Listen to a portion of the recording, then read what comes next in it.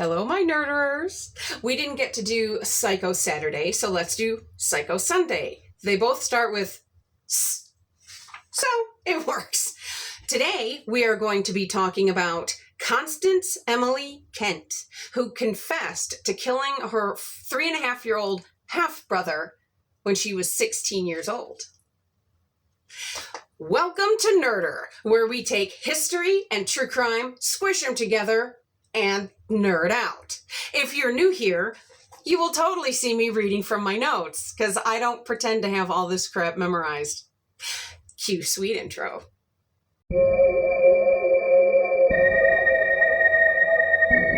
All right, so Francis Seville Kent was murdered by his sister, Constance, in 1860 when she was 16 and he was 3.5.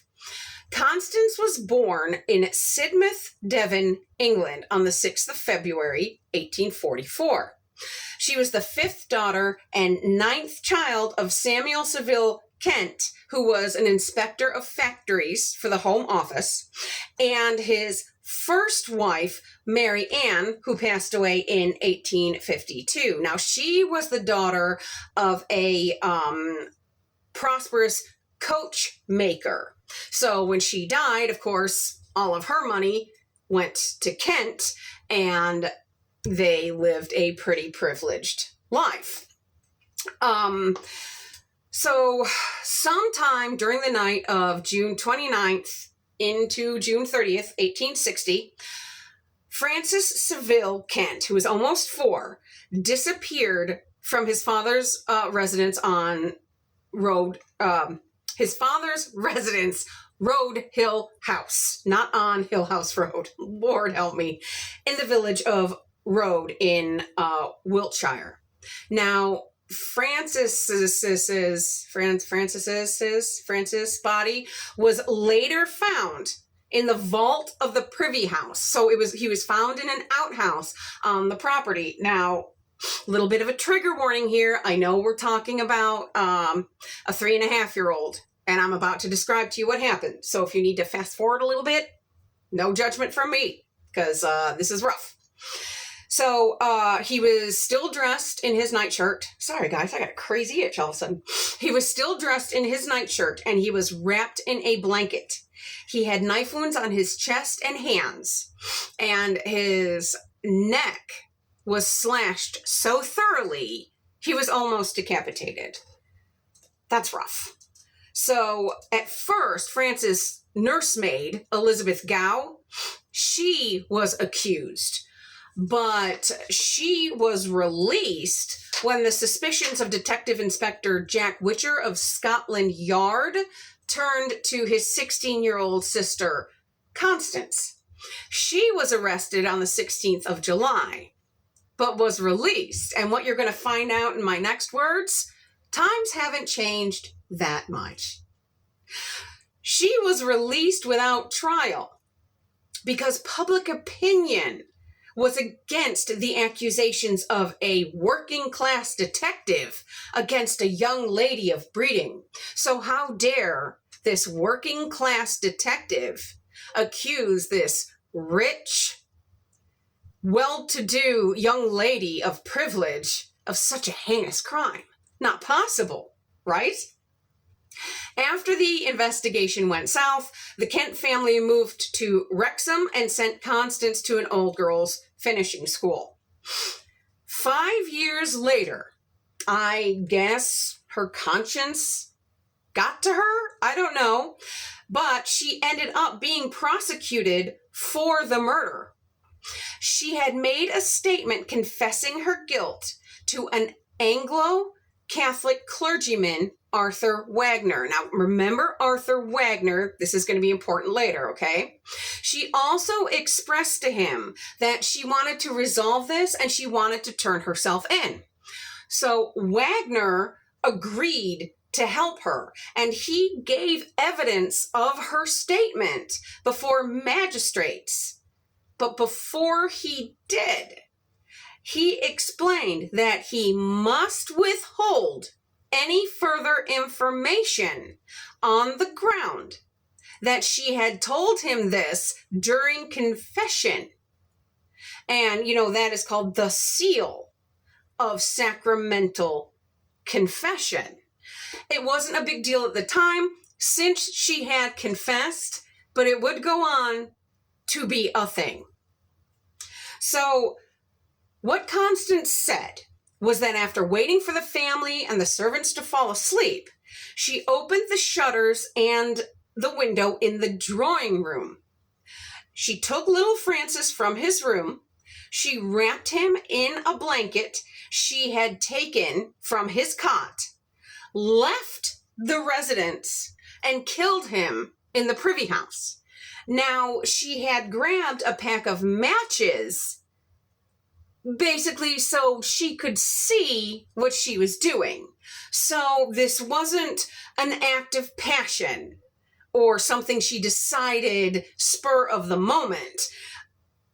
This, to a lot of people, seemed to be a murder of revenge that had been planned out. And it was also suggested that at times Constance had been mentally unstable. There was a lot of speculation that her confession was false. Excuse me. Many supposed that her father, now this guy, hold on y'all, I need a drink of water. Okay, sorry, something tickling my nose, tickling my throat. All right, so this guy was a known adulterer, okay? He was having an affair with Elizabeth Gow. And a lot of people thought that the child was murdered in a fit of rage, whether by Kent or Gow. It was kind of vague. But the theory fit a pattern with the father, who had romanced the family nanny, Mary Pratt, while his first wife, Mary Ann Kent, was dying. Dude's a class act, isn't he? Lord help us. Many were suspicious of the father from the beginning, including, and get this, the novelist Charles Dickens. The craziest people show up in true crime stories, don't they? So, others believed her confession was false and she was trying to protect someone else, namely her, not her father, but her brother, William Saville Kent. The two of them were apparently, they had a very close sibling relationship. And that relationship only got stronger when their father turned his affection away from his first children, from his first marriage, to the children he had with his second wife. William was suspected, but he was never charged. He was never indicted. Some do suggest that if William wasn't the culprit on his own, if he wasn't the one that was solely responsible for Frances' death, that he was an accomplice. But Constance never recanted her confession, not even after her father and her brother's deaths. She also kept her silence about what was the motive behind this. Why kill this innocent little boy in such a brutal, brutal manner? In all of her statements, Constance made it very clear that she harbored no hatred toward this little boy. Now stay with me here. Hear me out.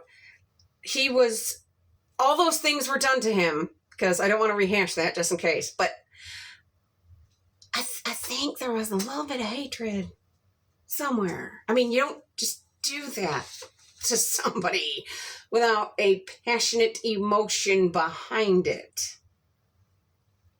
So, she also said there was no jealousy there. So, who knows? But whoever did it, many people still believed it was an act of revenge against their father for turning his attention to the children of his second marriage, and Frances was his purported favorite. So, In court, Constance pleads guilty, and her plea was accepted. Now, remember Wagner, the clergyman that said he can't say anything else because of the sacrament of confession? There was a lot of public opinion on this, and a lot of people were outraged and very upset that he should be able to withhold evidence because he was told this during confession.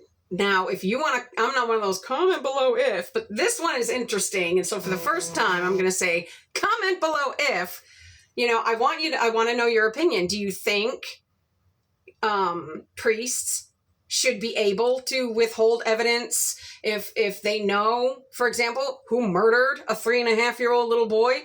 Or should they be compelled, if it's, okay, for example, if you go to a psychiatrist, right, or you go to a counselor, if you disclose, they have to keep everything confidential, but if you disclose that you are going to harm yourself or others, they are obligated by law to report that. Should the same rules apply to clergymen?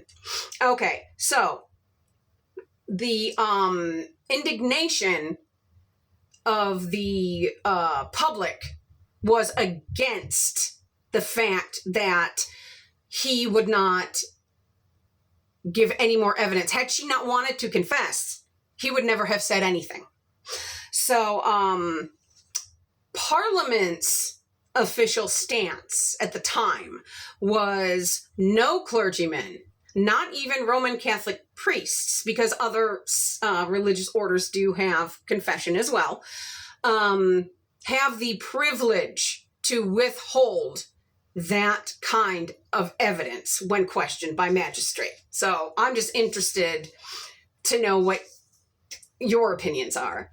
So anyway, trial goes on. Constance Kent is sentenced to death. But for some reason, it was commuted to life in prison. Oh, I have it written down. I know my own notes. See what I mean? I don't memorize. Because of her youth, it was commuted to life in prison at the time of her confession. She served 20 years in a number of different jails, including Millbank Prison, and was released in 1885 at the age of 41. She emigrated to Australia in 1886 and joined her brother William in Tasmania, where he worked as a government advisor of fisheries. She changed her name to Ruth Emily Kay and trained as a nurse before being appointed sister in charge of the female lazaret at the Coast Hospital Little Bay in Sydney, New South Wales. From 1898 to 1909, she worked at the Parramatta Industrial School for Girls. She lived in the New South Wales town of Mittagong for a year. You understand why I'm reading? And then was made matron of the Pierce Memorial Nurses Home in East Maitland, serving there from 1911 until 1932. Constance Kent died on April 10th, 1944. The woman lived to be 100 years old. So she, even though she wasn't released until she was 41, she had quite the full life after she got out of prison, unlike her little brother Francis. On April 11th, 1944, the Sydney Morning Herald reported that she was to be cremated at Rockwood Cemetery Crematorium. The things that happen in this world. Honest to Pete. So if you like this kind of thing, go ahead and stab that like button. Make sure you follow if you're watching it on YouTube. Make sure you subscribe. And I will see you on our next episode. Until then, stay safe out there, my friends.